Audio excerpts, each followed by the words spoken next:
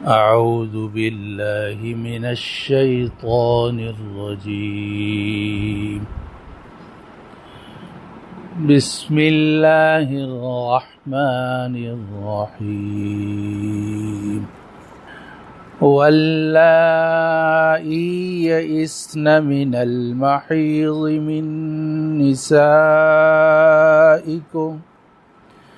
إن ارتبتم فعدتهن 3 أشهر واللائي لم يحضن وأولاة الأحمال أجلهن أن يضعن حملهن ومن يتق الله يجعل له من أمره يسرا. ذلك أمر الله أنزله إليكم ومن يتق الله يكفر عنه سيئاته ويعظم له أجرا. أسكنوهن من حيث سكنتم من وجدكم ولا تضاروهن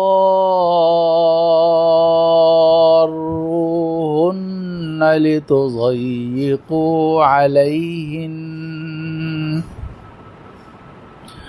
وإن كن أولات حمل فأنفقوا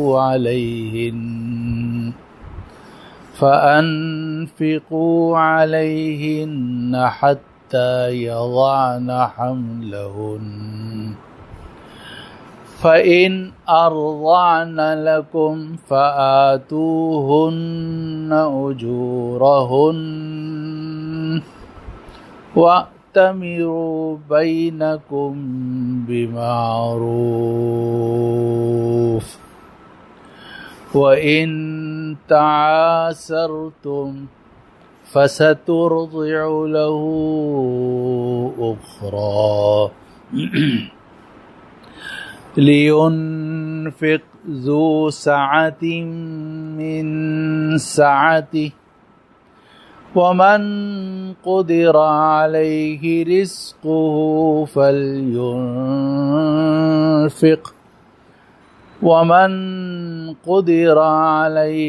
رزقه فلينفق مما آتاه الله لا يكلف الله نفسا إلا ما آتاها سيجعل الله بعد عسر يسرا. آمنت بالله صدق الله العظيم.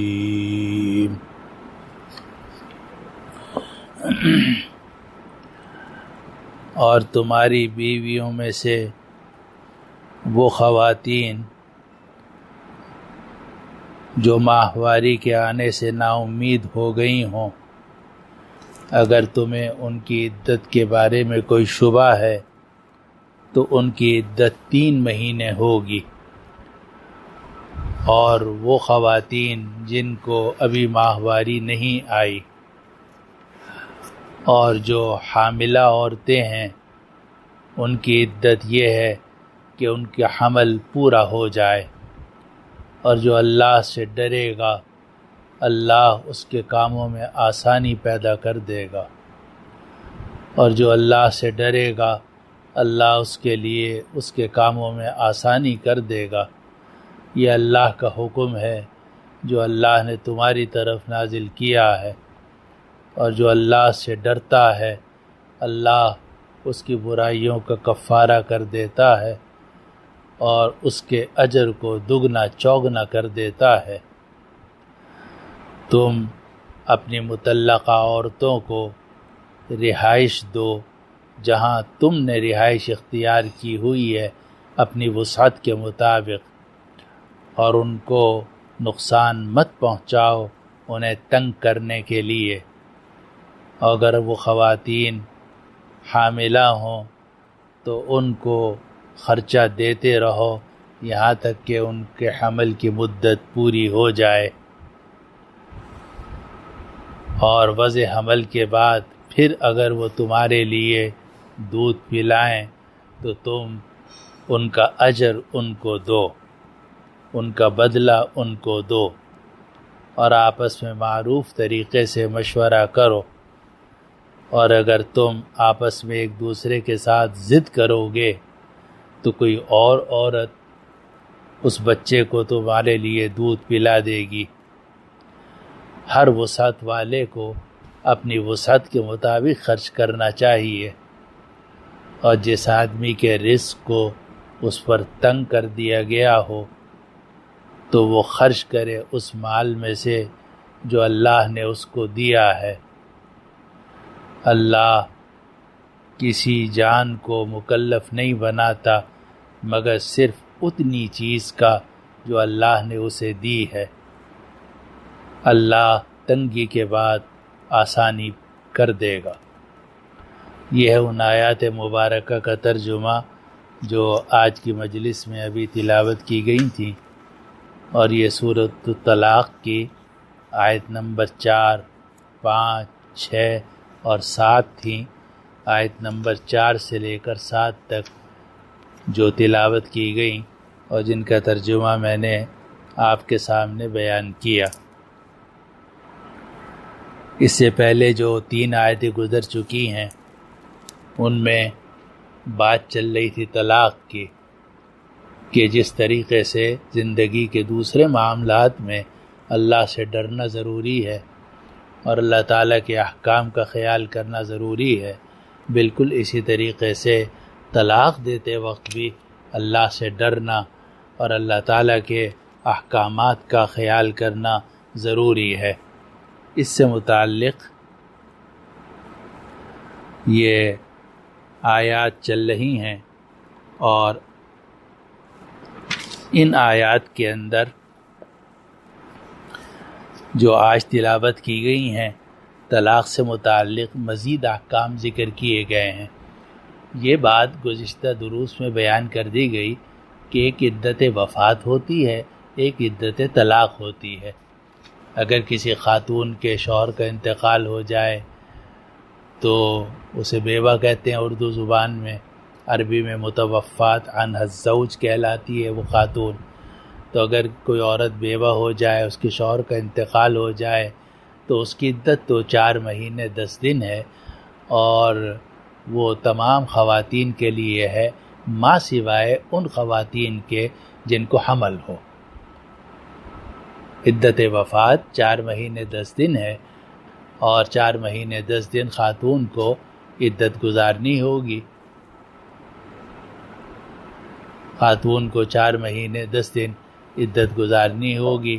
البتہ اگر وہ خاتون حاملہ ہے تو حاملہ عورت کے لیے شریعت کا حکم یہ ہے کہ اس کی عدت وضع حمل ہے، یعنی جب بھی حمل پورا ہو جائے، بچہ پیدا ہو جائے تو اس کی عدت پوری ہو جائے گی۔ اور یہ بھی ہو سکتا ہے کہ 8 مہینے بعد عدت پوری ہو، لیکن ایسا بھی ہو سکتا ہے کہ 8 دن کے بعد عدت پوری ہو جائے، کہ حمل پہلے سے چلا آ رہا تھا، پھر شوہر کا اچانک بالکل آخری حمل کے زمانے میں انتقال ہو گیا، اور شوہر کے انتقال کے بعد 8 دن کے بعد، 7 دن کے بعد، حتیٰ کہ 3 دن کے بعد یا جب بھی بچہ پیدا ہوگا تو عورت کی عدت پوری ہو جائے گی۔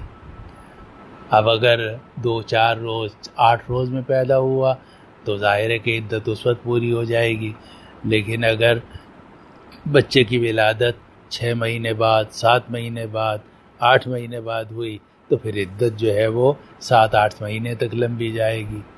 تو خلاصہ یہ کہ عدت وفات جو ہے وہ دو قسم کی ہو گئی. جو غیر حاملہ ہے ان کے لیے تو 4 مہینے 10 دن ہے، اور جو حاملہ خواتین ہیں ان کے لیے عدت وفات وضع حمل ہے، چاہے جب بھی ہو. یہ تو عدت وفات ہے. اور عدت طلاق جو ہے وہ بھی 2 طرح سے ہے. ایک یہ کہ وہ حاملہ ہیں یا نہیں ہیں. اگر وہ حاملہ نہیں ہیں تو ان کی عدت 3 ایام ماہواری ہیں. ان کی عدت 3 ایام ماہواری ہیں. لیکن سوال یہ پیدا ہوتا ہے کہ اگر وہ خاتون جسے طلاق دی گئی ہے ایسی حالت میں ہو کہ اس کی ماہواری بند ہو گئی ہو، بوڑھا بڈھی تھے اور جناب بوڑھے نے اپنی بیوی کو طلاق دے دی غصے کے اندر آ کر، تو اب وہ ایام تو آ نہیں رہے، اس کی تو عدت کتنی ہوگی؟ تو آج کے درس میں یہ بات آیت نمبر 4 میں ارشاد فرمائی گئی کہ اس کی عدت جو ہے وہ 3 مہینے ہوگی. 3 ایام ماہواری کے بجائے 3 مہینے ہوگی. اسی طرح اگر کوئی بچی تھی اور اس کا نکاح ہو گیا اور پھر اس کے شوہر نے اس کو طلاق دے دی، تو جو بچی ہے جس کی ابھی تک ماہواری ہی شروع نہیں ہوئی، نابالغ بچی ہے، اس کی عدت بھی 3 مہینے ہوگی. یہ تو اس وقت ہے جب کہ وہ حاملہ نہ ہوں. تو اگر ماہواری آ رہی ہے تو 3 ایام ماہواری پورے کرنے ہوں گے. لیکن اگر ماہواری نہیں آ رہی تو 3 مہینے پورے کرنے ہوں گے. لیکن اگر وہ خاتون حاملہ ہے تو اس کی عدت وضع حمل ہے، چاہے وہ 3 دن میں ہو یا 3 مہینے میں ہو، 8 دن میں ہو یا 8 مہینے میں ہو. یہ ہے خلاصہ ان آیات کا. تو آیت نمبر 4 میں فرمایا گیا واللائی یئسن من المحیض من نسائکم، کہ تمہاری بیویوں میں سے وہ خواتین جو ماہواری سے بالکل نا امید ہو گئی ہیں. ان ارتبتم، اے مسلمانوں اگر تمہیں شک ہے کہ ان کی عدت کیا ہوگی، فعدتہن 3 اشہر، تو ان کی عدت 3 مہینے ہے. 3 ایام ماہواری نہیں ہے کیونکہ ماہواری تو آ ہی نہیں سکتی، اب ان کو زمانہ ہی ان کا ختم ہو گیا، تو 3 مہینے ہے. اور آگے قرآن کہتا ہے واللائی لم یحضن، اور وہ خواتین جن کو حیض نہیں آیا، جو بچیاں ہیں اور جن کو حیض نہیں آیا، ان کی جو عدت ہے وہ بھی 3 مہینے ہوگی. آگے قرآن کہتا ہے وَأُولَاتُ الْأَحْمَالِ أَجَلُهُنَّ أَن يَضَعْنَ حَمْلَهُنَّ، اور حاملہ عورتوں کی عدت یہ ہے کہ ان کا وضع حمل ہو جائے. یعنی ان کی عدت یہ ہے کہ ان کے ہاں بچہ پیدا ہو جائے. اب وہ بچہ پیدا ہو جائے صحیح سالم تو بھی ٹھیک ہے، یا خدا نخواستہ اسقاط ہو گیا اور بچہ نامکمل حالت میں پیدا ہوا لیکن اعضاء وغیرہ بن گئے تھے، تو بھی عدت پوری ہو جائے گی. تو یعنی جب وضع حمل ہو جائے گا، چاہے صحیح سالم حالت میں ہو چاہے ناقص حالت میں ہو، تو حاملہ عورت کی عدت پوری ہو جاتی ہے، چاہے وہ 3 دن میں ہو چاہے 3 مہینے میں ہو، 8 دن میں ہو یا 8 مہینے میں ہو. اس کو قرآن فرما رہا ہے کہ وَأُولَاتُ الْأَحْمَالِ أَجَلُهُنَّ أَن يَضَعْنَ حَمْلَهُنَّ، اور حاملہ عورتوں کی عدت یہ ہے کہ ان کا وضع حمل ہو جائے، یعنی ان کے ہاں بچہ پیدا ہو جائے. اب آیت نمبر 4 کے آخر میں اللہ تعالیٰ نے پھر وہ بات ذکر کی جو سورۃ الطلاق میں پہلے بھی 1 2 3 مرتبہ اللہ تعالیٰ ارشاد فرما چکے ہیں. کیا فرمایا؟ آیت نمبر 4 کے آخر میں فرمایا وَمَن يَتَّقِ اللَّهَ يَجْعَل لَّهُ مِنْ أَمْرِهِ يُسْرًا، جو اللہ سے ڈرتا ہے اللہ اس کے کاموں میں آسانی پیدا کر دیتا ہے. جو اللہ سے ڈرتا ہے اللہ اس کے کاموں میں آسانی پیدا کر دیتا ہے. اب بات چل رہی ہے نکاح کی، طلاق کی، اور اللہ تعالیٰ جو ہے تقویٰ کا یہاں ذکر کر رہے ہیں.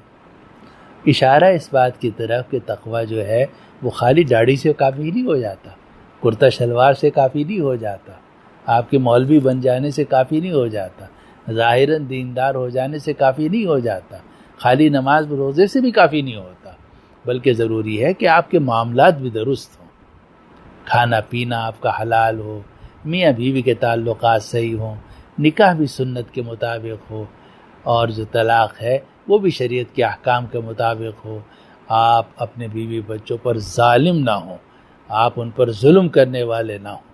نہ بیوی شوہر پر ظلم کرے اور نہ شوہر بیوی پر ظلم کرے.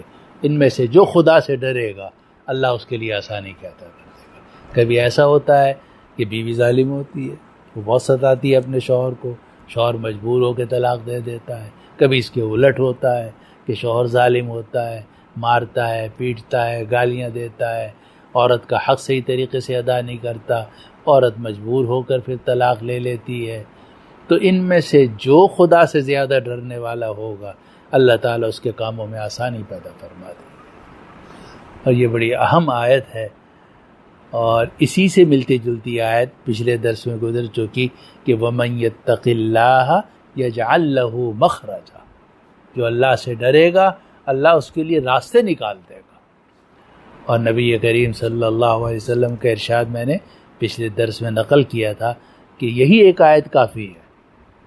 جو خدا سے ڈرے گا معاملات کے اندر، لین دین کے اندر، گھر کے اندر، بازار کے اندر خدا سے ڈرتا رہے گا اللہ اس کے لیے راستے نکال دے گا، اللہ تعالیٰ اس کے کاموں میں آسانی پیدا فرما دے گا.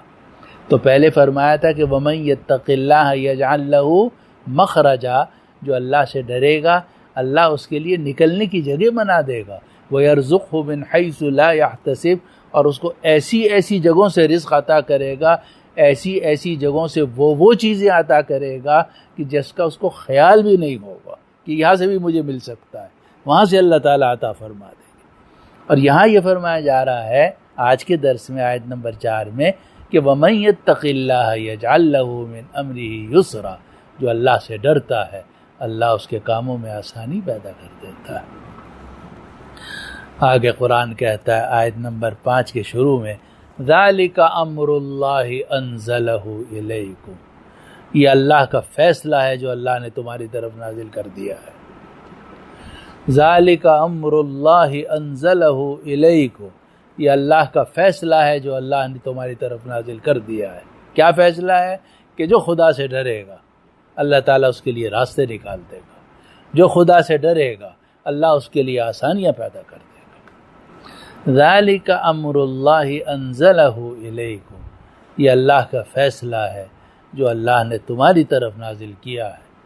وَمَن يَتَّقِ اللَّهَ يُكَفِّرْ عَنْهُ سَيِّئَاتِهِ، اور جو اللہ سے ڈرتا ہے اللہ اس کی برائیوں کا کفارہ کر دیتا ہے.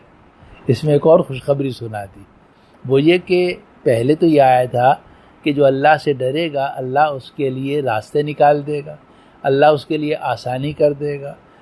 لیکن پیچھے کیا ہو چکا، پیچھے بھی تو بڑی غلطیاں ہو چکی ہم سے. تو آدمی سوچتا ہے کہ چلو اب میں تقویٰ اختیار کر لوں، لیکن پیچھے جو ہے وہ تو مجھ سے بہت غلطیاں ہوئی ہیں. تو اللہ تعالیٰ فرماتے ہیں اگر تم ڈرتے رہو گے اللہ سے اللہ تعالیٰ تمہاری برائیوں کا بھی کفارہ کر دیں گے. کس طرح کفارہ کر دیں گے؟ بہت سارے گناہ تو ویسے ہی معاف کر دیں گے، اور باقی جو گناہ ہیں جن کا حق ادا کرنا ضروری تھا ان کا حق ادا کرنے کی تمہیں توفیق عطا فرما دیں گے، تمہارے لیے آسانیاں پیدا کر دیں گے، اور تمہاری ساری برائیوں کا کفارہ ہو جائے گا. اور جب تم اس دنیا سے جاؤ گے بالکل صاف ستھرے ہو کے جاؤ گے. اس کو قرآن کہتا ہے وَمَن يَتَّقِ اللَّهَ يُكَفِّرْ عَنْهُ سَيِّئَاتِهِ، اور جو اللہ سے ڈرتا ہے اللہ اس کی برائیوں کا کفارہ کر دیتا ہے، برائیوں کا کفارہ کر دیتا ہے. کفارہ کہتے ہیں اس چیز کو کہ جو برائی کا یا کسی گناہ کا بدلہ ہو، یعنی جس کی وجہ سے وہ گناہ یا برائی معاف ہو جائے. جیسے آپ کہتے ہیں بھئی فلاں روزے کا یہ کفارہ ہے اور فلاں غلطی کا یہ کفارہ ہے. تو جو آدمی اللہ سے ڈرتا ہے اللہ اس کی برائیوں کا کفارہ کر دیتا ہے، یعنی گناہ معاف کر دیتا ہے. جو اس نے حقوق ادا کرنے تھے ان کی ادائیگی کی توفیق عطا فرما دیتا ہے، اور اس کی ادائیگی اس کے لیے آسان کر دیتا ہے، چنانچہ اس کا دامن بالکل پاک صاف ہو جاتا ہے. اور آخر میں فرمایا وَيُعْظِمْ لَهُ أَجْرًا. پہلے یہ فرمایا کہ جو اللہ سے ڈرتا ہے اللہ اس کے لیے راستے نکال دیتا ہے، جو اللہ سے ڈرتا ہے اللہ اس کے لیے آسانیاں پیدا کر دیتا ہے. یہ تو مستقبل سے متعلق ہو گیا.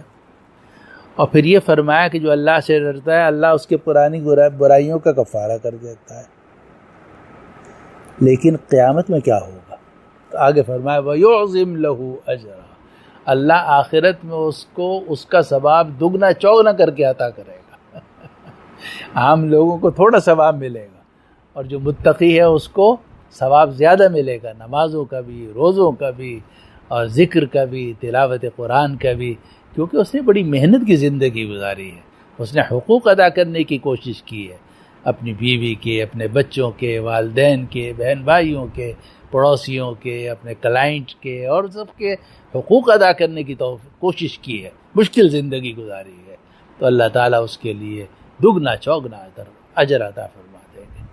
تو فرمایا آیت نمبر 4 میں کہ ذَلِكَ أَمْرُ اللَّهِ أَنزَلَهُ إِلَيْكُمْ، یہ اللہ کا فیصلہ ہے جو اللہ نے تمہاری طرف نازل کیا. وَمَن يَتَّقِ اللَّهَ يُكَفِّرْ عَنْهُ سَيِّئَاتِهِ، اور جو اللہ سے ڈرتا ہے اللہ اس کی برائیوں کا کفارہ کر دیتا ہے. وَيُعْظِمْ لَهُ أَجْرًا، اور اس کے اجر کو عظیم بنا دیتا ہے، اس کو اجر عظیم عطا کر دیتا ہے. یہ بھی ترجمہ کر سکتے ہیں، اس کو اجر عظیم عطا فرماتا ہے. آیت نمبر 4 ہو گئی. آگے یہ آیت نمبر 5 تھی. آگے آیت نمبر 6 میں اللہ سبحانہ وتعالی نے پھر طلاق کے احکام ذکر کیے ہیں، اور وہ یہ ہے، فرمایا اسکنوہن من حیث سکنتم من وجدکم، تم ان عورتوں کو رہائش دو جہاں تم رہائش اختیار کر رہے ہو اپنی وسعت کے مطابق. اسکنوہن، ان عورتوں کو رہائش دو، من حیث سکنتم، جہاں تم نے رہائش اختیار کی ہوئی ہے، من وجدکم، اپنی وسعت کے مطابق.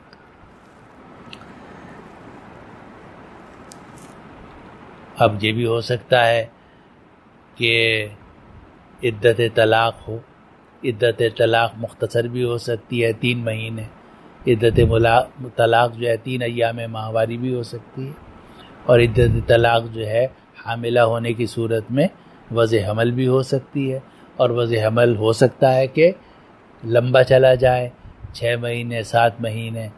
تو اللہ سبحانہ وتعالی نے یہ فرمایا کہ جب یہ خاتون عدت میں ہے تو اس کو رہائش دینا اور اس کا نفقہ، اس کی بجلی، پانی، کھانا پینا، لباس، سارا خرچہ تمہارے ذمہ ہے.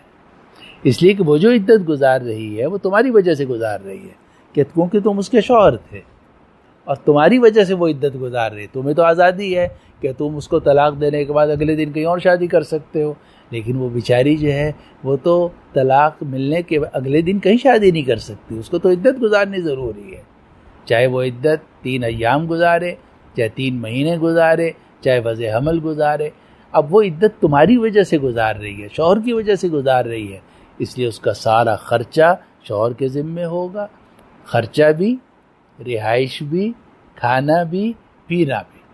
اور جس طریقے سے پہلے تم اس کو رہائش دیتے تھے اسی طرح اب بھی دو گے. جس طرح پہلے تم اس کو خرچہ دیتے تھے، کھانا پینا ہو تمہارے ساتھ ہوتا تھا، اب بھی ہوگا.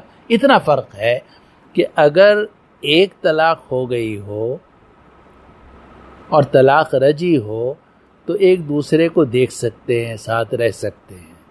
لیکن اگر طلاق بائن ہو گئی ہو یا 3 طلاقیں ہو گئی ہوں تو چونکہ نکاح ختم ہو گیا، اس سے عدت کے دوران اب پردہ ہوگا، کیونکہ وہ اب تمہاری بیوی جو ہے نہیں بلکہ تھی. وہ اب تمہاری بیوی ہے نہیں بلکہ تھی، اب وہ مطلقہ ہے، اور اس کو بھی تم نے ظالم نے جناب 1 طلاق بائن دی ہے یا 3 طلاقیں دے دی ہیں. اب وہ تمہاری وجہ سے عدت گزار رہی ہے تو وہ عدت گزارے گی پردے کے ساتھ.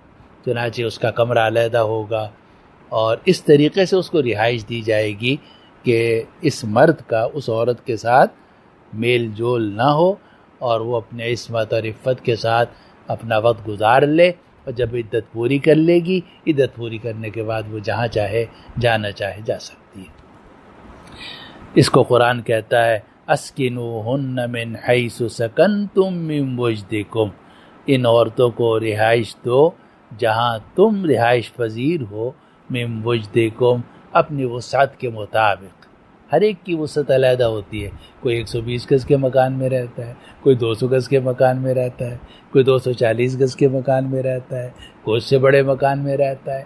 تو ہر شخص کے حالات مختلف ہوتے ہیں، تو اپنے اپنے حالات کے مطابق جیسے پہلے رہائش اس نے بیوی کو دی ہوئی تھی، اسی گھر کے ایک حصے میں ایسی رہائش مطلقہ بیوی کو دے دے کہ جس میں وہ عصمت اور عفت کے ساتھ اپنی عدت کے دن گزار سکے۔ اس کو قرآن کہتا ہے اسکنوہن من حیث سکنتم من وجدکم، ان کو رہائش دو جہاں تم رہائش پذیر ہو اپنی وسعت کے مطابق۔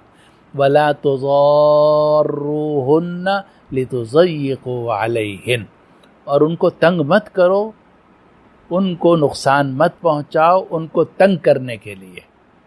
ولا تضاروہن، عورتوں کو ضرر مت پہنچاؤ۔ تضارو ضرر سے نکلا ہے کہ ان کو نقصان مت پہنچاؤ، لتضیقوا علیہن، تاکہ تم ان پر تنگی کر دو۔ بعض شوہر ظالم ہوتے ہیں، اپنا اس کے کمرے کی بجلی کاٹ دی خدا نخواستہ، یا اس کو جو سہولتیں مل رہی تھیں وہ سہولتیں اس نے بند کر دیں، تو گویا یہ اس کو تنگ کر رہا ہے کہ کسی طریقے سے وہ اس گھر کو چھوڑ کر اپنے ماں باپ کے گھر چلی جائے۔ قرآن کہتا ہے ہرگز ایسا مت کرو، خدا سے ڈرو، اللہ سے ڈرو۔ وہ جو خاتون عدت گزار رہی ہے وہ اپنی وجہ سے نہیں گزار رہی، وہ تمہاری وجہ سے گزار رہی ہے، اس لیے تمہیں عدت کے دوران رہائش دینا اور اپنی وسعت کے مطابق رہائش دینا بھی ضروری ہے، اور اس کو تنگ کرنا، اس کو نقصان پہنچانا جائز نہیں۔ ایک بات میں یہ عرض کروں کہ یہ آیت اگرچہ مطلقہ کے بارے میں ہے، اور مطلقہ کے بارے میں فرمایا گیا اسکنوہن من حیث سکنتم من وجدکم، کہ ان عورتوں کو رہائش دو جہاں تم رہائش پذیر ہو اپنی وسعت کے مطابق۔ تو آیت کا جو سیاق اور سباق ہے اس میں تو مطلقہ عورت کا ذکر ہے، لیکن حقیقت میں الفاظ عام ہیں، تو اگر الفاظ کے عموم کو لیا جائے تو اس سے ایک اور بات بھی ثابت ہوتی ہے، وہ یہ ہے کہ نکاح کا صحیح طریقہ یہ ہے کہ شوہر بیوی کو اپنے پاس رکھے۔ آپ خود تو کینیڈا چلے گئے، بیوی کو آپ نے یہاں چھوڑ دیا، آپ وہاں کما رہے ہیں، بیوی یہاں اکیلی ہے، تو یہ کیسی زندگی ہے؟ اب وہ بچوں کو بھی پال رہی ہے، بچوں کی تربیت بھی مشکل ہو رہی ہے، تنہائی کا وہ شکار ہے۔ تو قرآن یہ کہہ رہا ہے اسکنوہن من حیث سکنتم من وجدکم، تم ان کو رہائش دو جہاں تم رہائش پذیر ہو، جہاں تم رہائش پذیر ہو وہاں ان کو رہائش دو، من وجدکم، اپنے وسعت کے مطابق۔ ہر ایک کی اپنی وسعت ہوتی ہے، اس وسعت کے مطابق اس کو رہائش دے دو۔ ولا تضاروہن لتضیقوا علیہن، اور ان عورتوں کو نقصان مت پہنچاؤ تنگ کرنے کے لیے، ان عورتوں کو نقصان مت پہنچاؤ تنگ کرنے کے لیے، یعنی ان کو تنگ مت کرو کہ بجلی کاٹ دی یا پانی سے روک دیا یا کھانے پینے میں اتنی تنگی کی کہ بیچاری عورت مجبور ہو کے میکے جانے پہ مجبور ہو گئی۔ سب حرام ہے، یہ ظلم ہے، اور شوہر سے آخرت کے اندر سخت باز پرس ہوگی، اور دنیا میں بھی اس کا انجام اس کو بھگتنا پڑے گا اس ظلم کا۔ اس کو قرآن کہتا ہے وَلَا تُضَارُّوهُنَّ لِتُضَيِّقُوا عَلَيْهِنَّ، اور ان کو تنگ مت کرو، ان کو نقصان مت پہنچاؤ تاکہ تم ان کو تنگ کر دو، تنگ کرنے کے لیے ان کو نقصان مت پہنچاؤ۔ آگے فرمایا آیت نمبر 6 میں وَإِن كُنَّ أُولَاتِ حَمْلٍ فَأَنفِقُوا عَلَيْهِنَّ حَتَّى يَضَعْنَ حَمْلَهُنَّ، اور اگر وہ عورتیں حاملہ ہیں تو ان پر خرچ کرتے رہو یہاں تک کہ ان کا وضع حمل ہو جائے، یہاں تک کہ ان کے حمل کی مدت پوری ہو جائے۔ اور یہ جو قرآن مجید نے فرمایا کہ اگر وہ حاملہ عورتیں ہیں تو بھی خرچہ دو، اس میں اشارہ کر دیا کہ اگر غیر حاملہ ہوگی تو خرچہ 3 مہینے کا دینا پڑے گا، 3 ایام کا دینا پڑے گا، 3.5-4 مہینے لگیں گے۔ لیکن اگر حاملہ ہے تو امکان ہے کہ شاید وہ حمل لمبا چلے، 6 مہینے 7 مہینے، تو دیکھو گھبرانا نہیں ہے، اللہ کے حکم کی پیروی کرنی ہے۔ اگر وہ خواتین حاملہ ہیں تو حمل کس کا ہے؟ وہ بھی تو تمہارا ہی ہے، تمہارا ہی تو بچہ ہے، تو تم جو اس کے اوپر خرچ کرو گے وہ اس بچے کی ماں کے اوپر خرچ کر رہے ہو جو بچہ تمہارا ہے، اس لیے خرچ کرو۔ وَإِن كُنَّ أُولَاتِ حَمْلٍ فَأَنفِقُوا عَلَيْهِنَّ، اور اگر وہ خواتین حاملہ ہوں تو ان پر خرچ کرو، حَتَّى يَضَعْنَ حَمْلَهُنَّ، یہاں تک کہ ان کے حمل کی مدت پوری ہو جائے، یہاں تک کہ وضع حمل ہو جائے۔ یہ تو عدت کے دوران ہو گئی، اب عدت ختم ہو گئی اور فرض کیجئے کہ بچہ بھی ہے چھوٹا سا، 2-3 مہینے کا، 4 مہینے کا، اور وہ اس خاتون کو آپ نے طلاق دے دی۔ اب وہ عورت جو ہے وہ اس بچے کی ماں ہے، اور شریعت کا حکم یہ ہے کہ طلاق کے بعد بچے کی جو پرورش کا حق ہے ماں کو ہوتا ہے۔ بچے کے اندر اگر وہ بھی لڑکا ہے تو 7 سال تک باپ نہیں چھین سکتا اپنی ماں سے، اس کی ماں سے، بلکہ وہ ماں ہی کے پاس رہے گا، اور بچی جب تک بالغ نہ ہو جائے اس وقت تک وہ اپنی ماں کے پاس رہے گی۔ اب جب وہ مطلقہ عورت اس بچے کی پرورش کرے گی تو اس کو دودھ بھی پلائے گی، بچہ آپ کا ہے، نسب آپ سے ثابت ہے، اور فرض کیجئے کہ اگر وہ لڑکا ہے تو 7 سال کے بعد آپ کو اس کے لینے کا حق بھی حاصل ہو جائے گا ولی ہونے کی حیثیت سے۔ بچہ تو آپ کا ہے، دودھ وہ پلا رہی ہے۔ اگر مطلق عورت آپ سے یہ مطالبہ کرے کہ میں آپ کے بچے کو دودھ اس وقت پلاؤں گی جبکہ ہر مہینے آپ مجھے 5,000 روپے ادا کریں، یا 10,000 روپے ادا کریں، یا 7,000 روپے ادا کریں، تو کیا اس کو اجازت ہے یا نہیں ہے؟ یہ سوال تو اللہ تعالیٰ نے صاف ذکر فرما دیا کہ ہاں اس کو اجازت ہے۔ البتہ اتنی بات ہے کہ عورت کو مطالبہ وہ کرنا چاہیے جو دوسری خواتین کے لیول کا ہو، جس کو اجرت مثل کہا جاتا ہے۔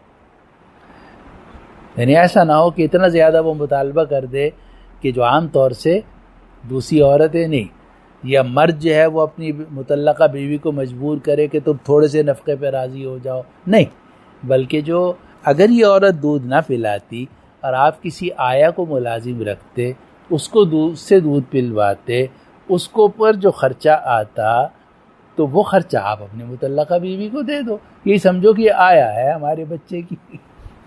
اس کو قرآن کہتا ہے کہ فَإِنْ أَرْضَعْنَ لَكُمْ فَآتُوهُنَّ أُجُورَهُنَّ، اور اگر وہ عورتیں تمہارے لیے دودھ پلائیں، یعنی تمہارے بچے کو تمہاری وجہ سے دودھ پلائیں، فَآتُوهُنَّ أُجُورَهُنَّ، تو ان کا اجر ان کو دو، ان کا بدلہ ان کو دو، کیونکہ وہ احسان کر رہی ہیں، آپ کے بچے کو دودھ پلا رہی ہیں۔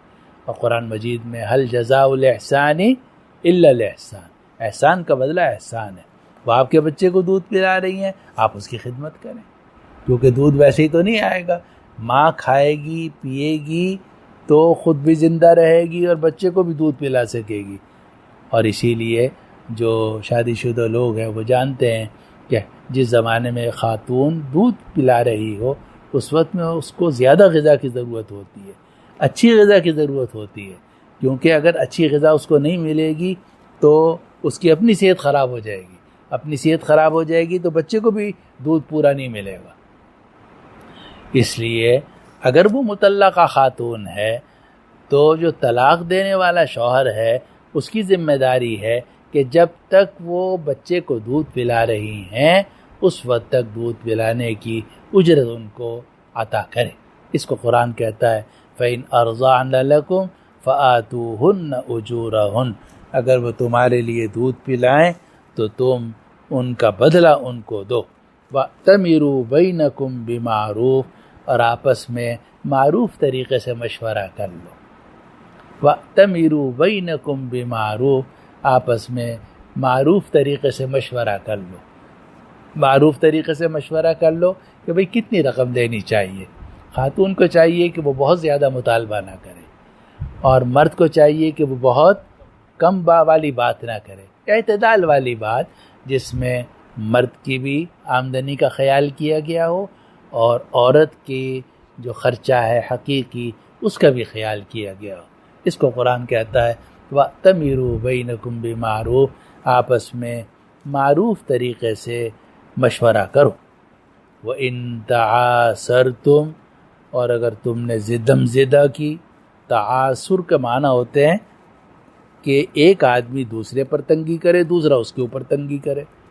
تو وَإِن تَعَاسَرْتُمْ، اور اگر تم ایک دوسرے کو تنگ کرو گے، شوہر بیوی کو تنگ کرے گا کہ نہیں میں تو صرف 2,000 دوں گا، بیوی کہے گی نہیں میں تو 12,000 لوں گی۔ اب ظاہر ہے کہ یہ 2 اور 12 میں تو بڑا فرق ہے، اب بیچ میں کیسے، اور یہ دونوں آ نہیں رہے بڑھنا، یہ آگے بڑھ رہا ہے نہ وہ پیچھے۔ تو قرآن کہتا ہے فَسَتُرْضِعُ لَهُ أُخْرَىٰ، تو کوئی اور عورت دودھ پلا دے گی، کیونکہ ہو سکتا ہے کہ کوئی عورت 7-8 ہزار روپے میں مل جائے اور وہ اس کو دودھ پلا دے، تو پھر وہ دودھ پلا دے گی مجبوری میں، کیونکہ جب ماں جو ہے وہ 12 کا مطالبہ کر رہی ہے تو وہ تو نہیں دیا جا سکتا، مرد جو ہے وہ 2,000 دینے پر راضی ہے، تو اس کو لا محالہ کہیں نہ کہیں تو اس بچے کو زندہ رکھنے کے لیے دودھ پلوانا ہوگا۔ جب دودھ پلوانا ہوگا تو اس کو آیا رکھنی ہوگی، اس کو خرچہ دینا ہوگا۔ تو جو خرچہ تم آیا کو دینا چاہتے تھے وہ اس متعلقہ عورت کو، اس بچے کی حقیقی ماں کو کیوں نہیں دیتے؟ آیا زیادہ محبت کرے گی یا بچے کی حقیقی ماں زیادہ محبت کرے گی؟ ظاہر ہے کہ بچے کی حقیقی ماں زیادہ محبت کرے گی۔ اگر وہ 7 کے بجائے 8 بھی مانگے تو اس صورت میں حقیقی ماں زیادہ بہتر ہے، کیونکہ وہ زیادہ صحیح دیکھ بھال کر سکتی ہے۔ تو اللہ تعالیٰ نے فرمایا وَأْتَمِرُوا بَيْنَكُمْ بِمَعْرُوفٍ، آپس میں ایک دوسرے کے ساتھ معروف طریقے سے مشورہ کرو۔ وَإِن تَعَاسَرْتُمْ فَسَتُرْضِعُ لَهُ أُخْرَىٰ، اور اگر تم ایک دوسرے کو تنگ کرو گے تو کوئی اور عورت دودھ پلا دے گی۔ زمین خدا تنگ نیست، پائے گدا لنگ نیست۔ فارسی میں ایک مصرع ہے کہ خدا کی زمین تنگ نہیں ہے اور فقیر کا پاؤں لنگڑا نہیں ہے۔ خدا کی زمین تنگ نہیں ہے، فقیر کا پاؤں لنگڑا نہیں ہے، تو اگر تم نہیں پلاؤ گی کوئی اور پلا دے گی۔ تو اللہ تعالیٰ جو ہے، اللہ تعالیٰ نے اس دنیا ایسی بنائی ہے کہ جو کسی کے ساتھ حسن سلوک کرتا ہے، مثلا باپ ہے یا ماں ہے، وہ اپنے بچوں کے ساتھ اگر حسن سلوک کرتا ہے یا کرتی ہے تو وہ اپنے فائدے کے لیے کرتا ہے، اپنے ثواب کے لیے کرتا ہے۔ کیونکہ اگر تم مر جاؤ گے یا میں مر جاؤں گا تو کوئی اور کھڑا ہو جائے گا، وہ بچوں کو پال لے گا۔ پالنے والا تو کون ہے؟ اللہ سبحانہ و تعالی رب العالمین ہے۔ اسی لیے یہ سمجھنا کہ جناب اگر میں نہیں پالوں گا، یا اور یہ سمجھے کہ میں نہیں پالوں گی تو جناب یہ ہو جائے گا وہ ہو جائے گا، کچھ بھی نہیں ہوتا۔ دنیا چلتی رہتی ہے، آدمی چلا جاتا ہے، آدمی سمجھتا ہے کہ میں اگر اس دنیا سے ہل گیا تو پتہ نہیں کیا قیامت آ جائے گی، حالانکہ کچھ بھی قیامت نہیں آتی۔ دنیا اسی طرح ہستی بولتی چلتی رہتی ہے، مسجد اسی طرح آباد رہتی ہے، گھر اسی طرح آباد رہتے ہیں، بچے بھی پل جاتے ہیں۔ تو اصل پالنے والا تو اللہ تعالیٰ ہے، اس لیے زدہ نہیں کرنی چاہیے، بلکہ معروف طریقے سے ایک دوسرے کے ساتھ مشورہ کر کے معاملات کو حل کرنا چاہیے۔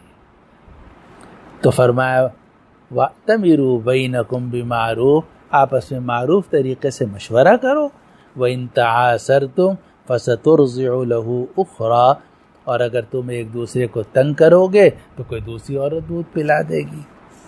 یہاں آ کر آیت نمبر 6 پوری ہو گئی۔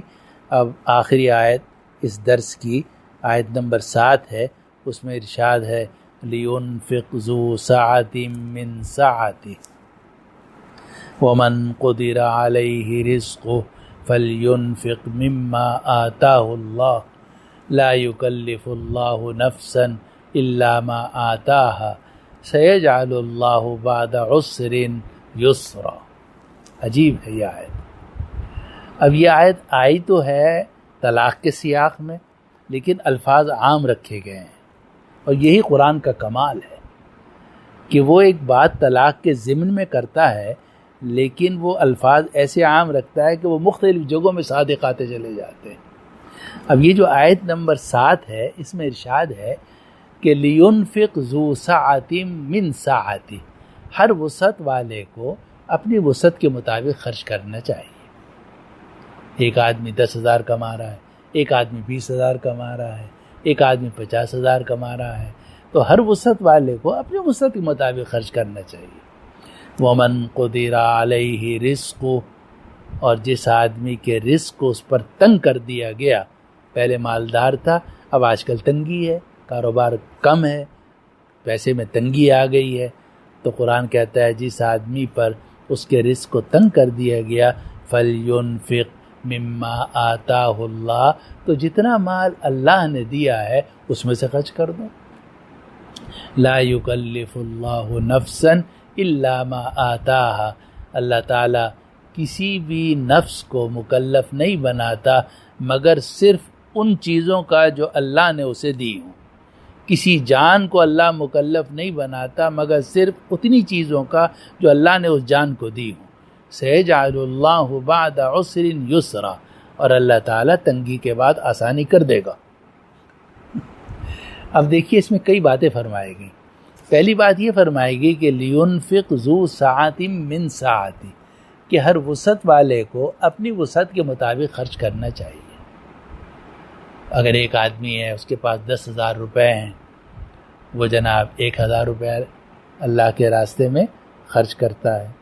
ایک آدمی 1,00,000 روپے میں سے 10,000 خرچ کرتا ہے، دوسرا آدمی 10 لاکھ میں سے 1,00,000 خرچ کرتا ہے۔ تو دیکھنے میں ایک نے 1,000 خرچ کیا، دوسرے نے 10,000 خرچ کیا، اور تیسرے نے 1,00,000 خرچ کیا، لیکن حقیقت میں سب نے 10% خرچ کیا ہے۔ تناسب ایک ہی ہے۔ اور اللہ تعالیٰ جو ہے وہ کمیت کو نہیں دیکھتے، کیفیت کو دیکھتے ہیں، کوانٹیٹی کو نہیں دیکھتے، کوالٹی کو دیکھتے ہیں۔ اللہ تعالیٰ یہ دیکھتے ہیں کہ کس جذبے سے اس نے خرچ کیا ہے۔ اگر آدمی کے پاس 100 روپے ہیں اور اس نے 1 روپیہ اللہ کے راستے میں خرچ کیا، 100 ہی تھے بیچارے کے پاس، اس نے 1 روپے کی کوئی چیز کسی فقیر کو دے دی، اور دوسرے آدمی نے جناب 1000 میں سے 100 روپے کسی کو دے دیے، تو اللہ کے ہاں کس کا درجہ بڑا ہوا ہے کچھ پتہ نہیں۔ ہو سکتا ہے کہ جس نے کم رقم دی ہو اس کو ثواب زیادہ مل جائے، اور جس نے رقم زیادہ دی ہو اس کو ثواب کم مل جائے یا زیادہ مل جائے، اللہ ہی کو معلوم ہے۔ کیونکہ اللہ تعالیٰ جو ہیں وہ صورتوں کو اور اموال کو نہیں دیکھتے، بلکہ دلوں کو اور اعمال کو دیکھتے ہیں۔ ایک حدیث میں آتا ہے ان اللہ لا ينظر الى صورکم واموالکم، اللہ تعالیٰ تمہاری صورتوں کو، تمہارے پیسے کو نہیں دیکھتا، ولکن ينظر الى قلوبکم واعمالکم، لیکن اللہ تمہارے دلوں کو اور تمہارے عمل کو دیکھتا ہے۔ ایک آدمی کے پاس ہے ہی تھوڑا، اس تھوڑے میں سے وہ دے رہا ہے، اپنی بیوی پہ بھی خرچ کر رہا ہے، بچوں پہ بھی خرچ کر رہا ہے، ماں پہ بھی خرچ کر رہا ہے، اور جناب جہاں جہاں خرچ کرنا چاہیے کر رہا ہے تھوڑے سے پیسے، اسی میں سے کچھ نہ کچھ دے رہا ہے، تو اللہ کے ہاں اس کا بڑا درجہ ہے۔ اس کو قرآن کہتا ہے لِيُنْفِقْ ذُو سَعَةٍ مِّن سَعَتِهِ، ہر وسعت والے کو اپنی وسعت کے مطابق خرچ کرنا چاہیے۔ اور اس سے ایک اور بات بھی معلوم ہوئی کہ وسعت سے زیادہ نہیں خرچ کرنا چاہیے۔ وسعت سے زیادہ نہیں خرچ کرنا چاہیے۔ اور یہ بات قرآن مجید میں ایک اور جگہ میں بھی فرمائی گئی، یسألونک ماذا ينفقون، یہ لوگ آپ سے پوچھتے ہیں کہ ہم کیا خرچ کریں، قل العفو، آپ کہہ دیجئے جو زائد رقم ہے وہ خرچ کر دو، جو تمہاری ضروری کاموں کی ہے وہ روک لو، بیوی بچوں کا خرچہ روک لو، لیکن جو زائد رقم ہے وہ اللہ کے راستے میں دو۔ تو ہر وسعت والے کو اپنی وسعت کے مطابق خرچ کرنا چاہیے، اور اتنا خرچ کرنا کہ جس سے خود آدمی تنگ ہو جائے یہ بھی جائز نہیں ہے۔ قرآن مجید میں سورۃ الاسراء میں فرمایا گیا کہ وَلَا تَجْعَلْ يَدَكَ مَغْلُولَةً إِلَىٰ عُنُقِكَ، اے نبی اپنا ہاتھ اپنی گردن سے باندھ بھی نہ لیجئے، وَلَا تَبْسُطْهَا كُلَّ الْبَسْطِ، اور ہاتھ پوری طرح کھول بھی نہ دیجئے، فَتَقْعُدَ مَلُومًا مَحْسُورًا، تو پھر آپ بیٹھ جائیں گے اس حالت میں کہ آپ کا دل تنگ ہوگا، آپ کو ملامت کی جائے گی کہ سارا خرچ کر دیا۔ مطلب یہ کہ اعتدال سے خرچ کرنا چاہیے۔ اور اسی کو قرآن مجید میں سورۃ الفرقان میں بھی فرمایا گیا وَالَّذِينَ إِذَا أَنفَقُوا لَمْ يُسْرِفُوا وَلَمْ يَقْتُرُوا، وہ لوگ ہیں جب خرچ کرتے ہیں تو نہ حد سے زیادہ کرتے ہیں نہ حد سے کم کرتے ہیں، وَكَانَ بَيْنَ ذَلِكَ قَوَامًا، اور اس کے درمیان میں اعتدال سے خرچ کرتے ہیں۔ اس کو قرآن کہتا ہے لِيُنْفِقْ ذُو سَعَةٍ من سعتی، ہر وسعت والے کو اپنے وسعت کے مطابق خرچ کرنا چاہیے۔ اب آگے قرآن کہتا ہے وَمَنْ قُدِرَ عَلَيْهِ رِزْقُهُ فَلْيُنْفِقْ مِمَّا آتَاهُ اللَّهُ، اور جس آدمی پر اس کے رزق کو تنگ کر دیا گیا اس کو چاہیے کہ وہ خرچ کرے اس مال میں سے جو اللہ نے اس کو دیا۔ آمدنی زیادہ ہو رہی تھی، آپ خرچ کر رہے تھے، اب آمدنی کم ہو گئی، آپ نے سوچا کہ میرے بینک بیلنس میں کمی آ جائے گی، آپ نے بیوی پہ بھی خرچ کرنا روک دیا، ماں باپ پہ بھی خرچ کرنا روک دیا۔ یہ کیا کر رہے ہو آپ؟ ارے بھائی جتنا ہے اس کے تناسب سے تو خرچ کرو۔ لِيُنْفِقْ ذُو سَعَةٍ مِّن سَعَتِهِ، ہر وسعت والے کو اپنی وسعت کے مطابق خرچ کرنا چاہیے۔ تو قرآن کہتا ہے کہ اگر کسی آدمی کے رزق کو تنگ کر دیا گیا ہو تو بھی اس کو خرچ کرنا چاہیے اس مال میں سے جو اللہ نے اس کو دیا ہے، یعنی تناسب سے خرچ کر دے، اپنی وسعت کے مطابق خرچ کر دے۔ ہمارے والد صاحب تھے رحمہ اللہ، اللہ تعالیٰ ان کے درجات بلند فرمائے، ان کی دکان تھی انارکلی میں، تو میں بھی وہاں بیٹھا کرتا تھا، ان کی دکان پہ ان کی مدد کیا کرتا تھا، جھاڑو دینا اور کتابیں لانا اور وغیرہ وغیرہ، صفائی کرنا۔ تو وہ یہ فرماتے تھے کہ جب میرے رزق میں کچھ تنگی ہوتی ہے، یعنی گاہک کم آتے ہیں یا آمدنی کم ہوتی ہے، تو میں اپنے گھر والوں پہ خرچہ بڑھا دیتا ہوں۔ اور فرمایا جب میں اپنے گھر والوں پہ خرچہ بڑھا دیتا ہوں اللہ تعالیٰ پیچھے سے زیادہ دینا شروع کر دیتے ہیں۔ یہ قرآن مجید میں فرمایا جا رہا ہے۔ وَمَنْ قُدِرَ عَلَيْهِ رِزْقُهُ، اور جس آدمی کے رزق کو اس پر تنگ کر دیا جائے، فَلْيُنْفِقْ مِمَّا آتَاهُ اللَّهُ، تو وہ خرچ کرے اس مال میں سے جو اللہ نے اس کو دیا ہے، جتنا دیا ہے اس میں سے تو خرچ کرو، اللہ تعالیٰ اور پیچھے سے دے دے گا۔ ایک اور یہی بات 22ویں پارے میں بھی آئی ہے، وَمَا أَنفَقْتُم مِّن شَيْءٍ فَهُوَ يُخْلِفُ، تم جو چیز بھی خرچ کرو گے اللہ اس کا بدل عطا کرے گا، اور اکثر تو دنیا میں بھی بدل عطا ہوتا ہے، جتنا آپ آگے دیتے ہو اتنا پیچھے سے آ جاتا ہے۔ وَمَا أَنفَقْتُم مِّن شَيْءٍ فَهُوَ يُخْلِفُ، جو تم خرچ کرو گے اللہ اس کا بدل تمہیں دے دے گا۔ اور یہاں فرمایا جا رہا ہے وَمَنْ قُدِرَ عَلَيْهِ رِزْقُهُ فَلْيُنْفِقْ مِمَّا آتَاهُ اللَّهُ، اور جس آدمی کے رزق کو اس پر تنگ کر دیا گیا تو جو کچھ اللہ نے دیا ہے اس میں سے خرچ کر دے۔ لا یکلف اللہ نفسا الا ما آتاها، اللہ تعالیٰ کسی جان کو مکلف نہیں بناتا مگر صرف اتنی چیز کا جو اللہ نے اس کو دی۔ جتنی آپ میں طاقت ہے اتنی آپ مکلف ہیں، مجھ میں جتنی طاقت ہے میں اتنے ہی کام کا مکلف ہوں، اس سے زیادہ کا میں مکلف نہیں ہوں۔ آپ کو جتنی طاقت ہے آپ اتنے کے مکلف ہیں، اس سے زیادہ کہ آپ مکلف نہیں ہیں۔ ہمارے ایک بہت بڑے بزرگ گزرے ہیں مولانا رشید احمد صاحب گنگوہی قدس اللہ سرہ، انہوں نے بڑی پیاری بات فرمائی، فرمایا اپنی طاقت سے زیادہ کام اپنے ذمے لینا دنیا اور آخرت کی رسوائی ہے۔ کبھی بھی اپنے طاقت سے زیادہ کام نہیں لینا چاہیے۔ اب آج کل میری طاقت نہیں ہے کہ میں پیدل چل کے مسجد جا سکوں، اب میں زبردستی اگر کوشش کروں راستے میں گر جاؤں، لوگ مجھے اٹھا کے ہسپتال لے جائیں تو ایک نیا مسئلہ کھڑا ہو جائے گا گھر والوں کے لیے، بجائے فائدے کے نقصان کا ڈر ہے۔ بھئی ہر انسان اپنی طاقت کا مکلف ہے، اس کو قرآن کہتا ہے لا یکلف اللہ نفسا الا ما آتاها، اللہ تعالیٰ کسی روح کو مکلف نہیں بناتا، کسی جان کو مکلف نہیں بناتا مگر صرف اس چیز کا جو اللہ نے اس کو دی، ان چیزوں کا جو اللہ نے اس کو دی۔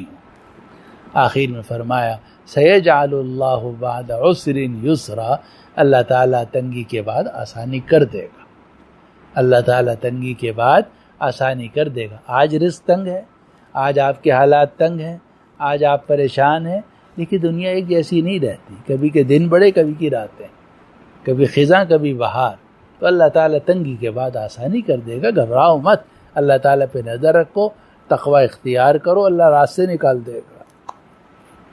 سیجعل اللہ بعد عسر یسرا، اللہ تعالیٰ تنگی کے بعد آسانی کر دے گا۔ اب یہ سب طلاق کے آخر میں آ رہا ہے، اس میں پھر اشارہ اس بات کی طرف کہ میاں بیوی میں سے جو یہ کام کرے گا اس کو تنگی کے بعد آسانی مل جائے گی۔ اور جو نہیں کرے گا نہیں ملے گی۔ لیکن یہ آیتیں صرف طلاق کے ساتھ خاص نہیں ہیں، عام الفاظ ہیں، تو زندگی کے تمام معاملات میں آدمی ان پر عمل کرے گا، اللہ تعالیٰ آسانی پیدا فرما دے گا۔ ان آیات کا ترجمہ پھر سے سن لیجئے، آیت نمبر 4 سے لے کر آیت نمبر 7 تک۔ اور وہ خواتین تمہاری بیویوں میں سے جو ماہواری سے نا امید ہو گئی ہوں، اگر تمہیں شک ہو تو ان کی عدت 3 مہینے ہیں، اور وہ عورتیں جن کو حیض نہیں آیا، اور حاملہ عورتوں کی عدت یہ ہے کہ ان کا حمل پورا ہو جائے، اور جو اللہ سے ڈرتا ہے اللہ اس کے کاموں میں آسانی پیدا کر دیتا ہے۔ یہ اللہ کا فیصلہ ہے جو اللہ نے تمہاری طرف نازل کیا ہے، اور جو اللہ سے ڈرتا ہے اللہ اس کی برائیوں کا کفارہ کر دیتا ہے اور اس کے اجر کو دگنا چوگنا کر دیتا ہے اور اس کو اجر عظیم عطا فرماتا ہے۔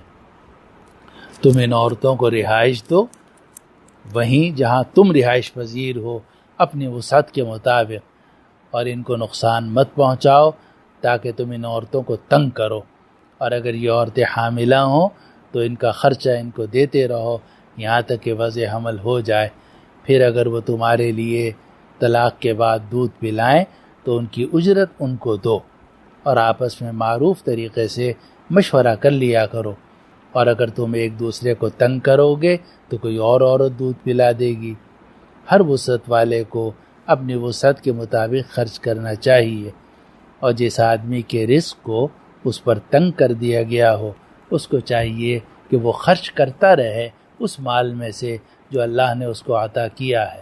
اللہ کسی بھی جان کو مکلف نہیں بناتا مگر صرف ان چیزوں کا جو اللہ نے اس جان کو دی ہوں۔ اللہ تنگی کے بعد آسانی پیدا کر دے گا۔ وآخر دعوانا ان الحمد للہ رب العالمین، وصلی اللہ وسلم وبارک علی حبیبنا وسیدنا وشفیعنا ومولانا محمد وعلى آلہ واصحابہ اجمعین برحمتک یا ارحم الراحمین۔